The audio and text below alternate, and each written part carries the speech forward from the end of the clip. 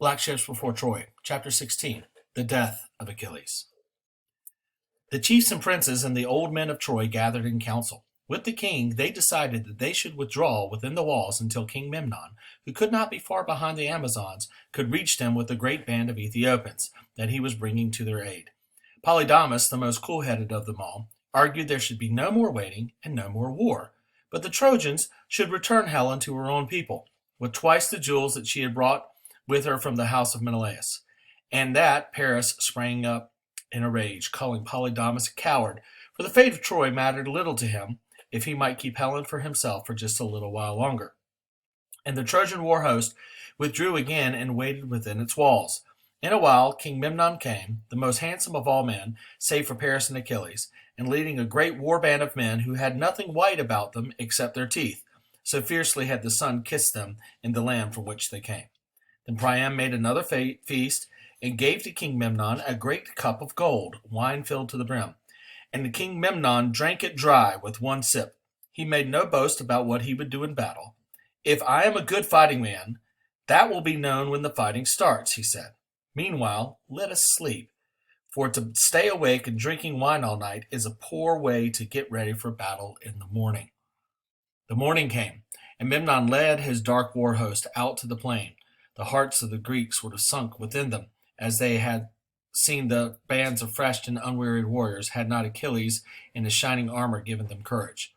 And Memnon fell upon the left wing of the Greek army, and there he and Nestor's son Antilochus came together. Memnon leapt upon the young prince like a black lion upon a kid, and Antilochus heaved up a carved stone from the nearby tomb of ancient kings and struck out with it, sending Memnon reeling back from the blow to his helmet. But the dark king came to his feet again, and in the instant drove his spear through the chest of Anchilus's armor and deep into his heart, so that he fell dead before the eyes of his old father.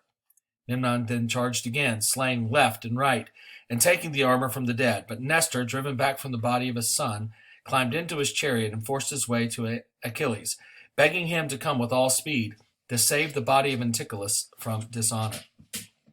Achilles sped to the place where the young man had fallen, and so came face to face with King Memnon, who swung his team back to meet him. Memnon heaved a great stone at him, but Achilles fended it off on his shield and ran forward, wounding Memnon in the shoulder.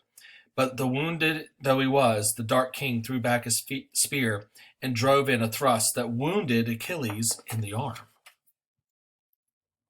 Little heed Achilles paid to that. The red blood ran down, for it was not the arm from which he could receive his death wound. And they drew their swords and flew together. With sweeping blade strokes they lashed at each other on shield and helmet. Their long horse-haired crests were hacked off and went like ragged birds through the high wind, while their shields rang to the sword strokes. They thrust at the knee below the shield rim and at the throat between shield and helmet strap. The dust flew up in a cloud from beneath their trampling feet. At last, Achilles made a thrust so swift that Memnon failed to parry it. The bronze blade drove cleanly through the breastbone and crashed to the ground with life driven from his body. Then Achilles raised his great war cry and thrust onward, all of the Greek war host behind them. Soon they were close upon the city, and the Scaean gate was choked with men and chariots, hunters and hunted. In that hour, the Greeks might have indeed forced their way into Troy, and the long siege may have been ended. But Paris stood on the gate tower, fitting a new string to his bow, for the old one was frayed with much use. He chose an arrow from his quiver, leaned far out, and took aim at Achilles in the crush that surged below. The arrow flew on its way, and Apollo guided it through the deep pitched battle mass, and among all the trampling feet. It found the target that it was meant for. It struck Achilles' ankle in the unprotected place below the leg guard, the place where his mother Thetis had held him when she dipped her child into the river Styx, the one spot that the water had not touched, so death could be let in. He stumbled and fell, but rose again and wheeled around, shouting, "What coward has smitten me from afar? Let him come close and meet me with spear and sword." and he dragged the arrow from the wound, letting loose a gush of blood. There was blood everywhere. Darkness swam before his eyes. He staggered forward, striking blindly until his strength failed him, and he came to a gasping halt, leaning on his spear. He gave a great hoarse shout, "Dogs of Troy! Dying though I am, you shall not escape my spears." But the worst words were scarcely out of his mouth. He fell forward in the gateway, his armor clashing about him. The Trojans stood and watched as hunters watched a dying lion, not daring to go near until the last breath is out of him. And so Hector's own dying words came true, that Achilles should meet his own death at the hands of Paris and the Scaean gate. Then the Trojans in the gateway rushed forward to capture the body of Achilles and its glorious armor, while the Greeks surged forward to take it off to their camp for burial.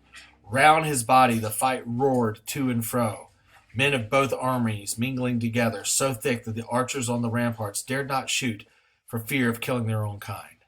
At last Odysseus, though wounded he was in the knee, caught Achilles' wrists and heaved the body upon his back, and so went stumbling towards the ships. Ajax and his warriors followed to guard them, turning and charging into the midst of the Trojans whenever they came too near. And slowly, and fighting every step of the way, they carried the dead Achilles back across the plain, through the bodies of the slain to the black ships. To his own hall they brought him, and there the women, Rhesus the first among them all, washed the blood and battle filth from his body, and laid him on a bier, spreading a white mantle over him. And they wept for him, lamenting and singing with the death songs. And those that were left of the Greek leaders cut locks of their long hair for him, as he had cut his own for his dear friend Patroclus so shortly a time before.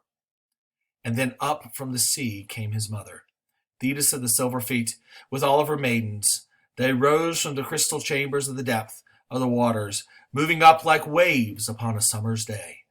And the sweet, sad singing echoed through all the shore.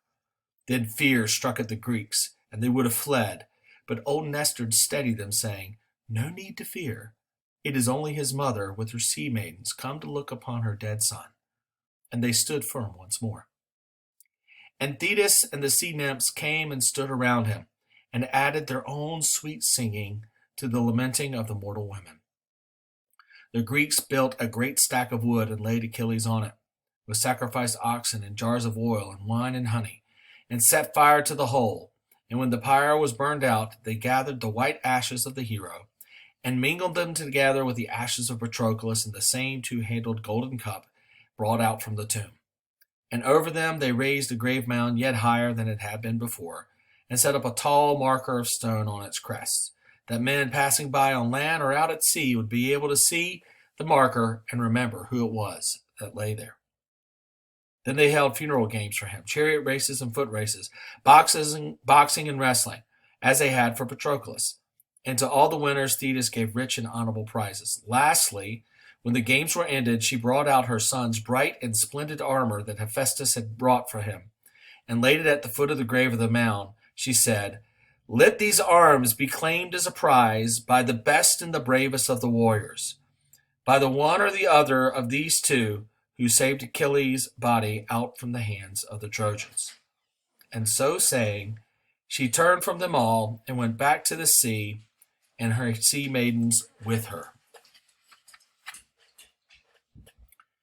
Then Ajax and Odysseus stood up to claim the armor of Achilles, both sure of their own worth, both of them being the bravest of the brave.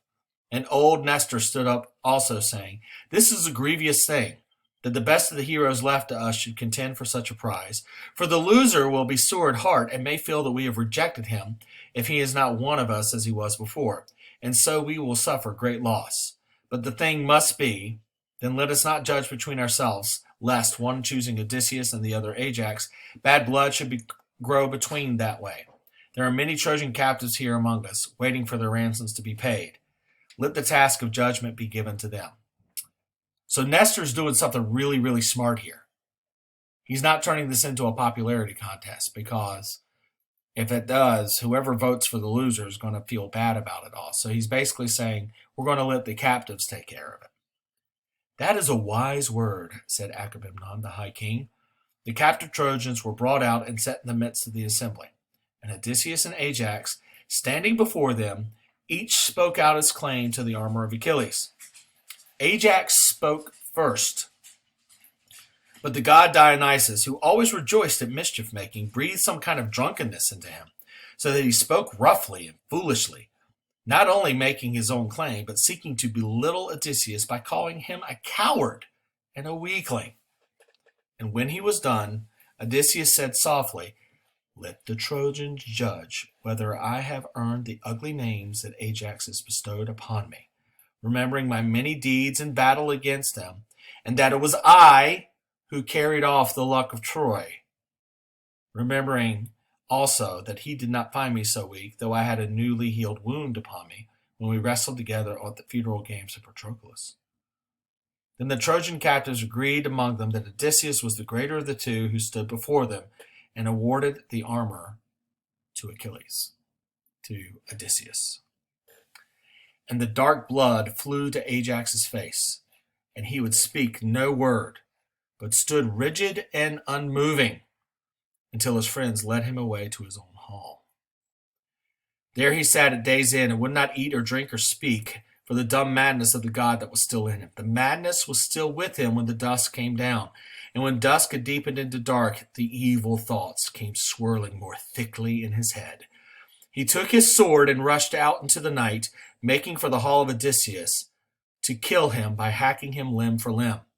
But before he reached the hall of Odysseus, he came upon a flock of sheep that the Greeks had kept for their meat, and he plunged into the fold, raging up and down, slaying blindly as he went, knowing nothing but the urge to kill. And when the dawn came, his senses returned to him, and he saw that he had not killed Odysseus, but stood in a pool of blood with hacked carcasses of dead sheep all around him. He could not live with the disgrace of the madness that had come upon him, and so he fixed his bloody sword with the hilt set firmly in the ground, and drew back a little. He ran and fell forward upon the point, which took him cleanly through the heart, and so made an end. Thus ends the chapter.